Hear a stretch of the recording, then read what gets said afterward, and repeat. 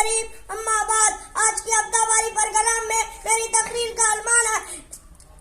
مسجد اللہ کا پاک گھر، اللہ کی عبادت کی جگہ، اللہ ہمارا مالک ہے، ہم سب اس کے بندے ہیں، ہم اللہ ہی کی عبادت کرتے ہیں، نماز اللہ کی عبادت کا ایک طریقہ ہے، ہم اللہ ہی کی عبادت کرتے ہیں، اللہ کا پاک گھر ہے، اللہ کی عبادت کی جگہ ہے، اللہ ہمارا مالک ہے، ہم سب اس کے بندے ہیں، ہم اللہ ہی کی عبادت کرتے ہیں، نماز اللہ کی عبادت کا ایک طریقہ ہے، مسجد میں نماز ادا کرتے ہیں، نماز برائیوں سے بچاتی ہے، نمازی سے اللہ خوش ہوتے ہیں،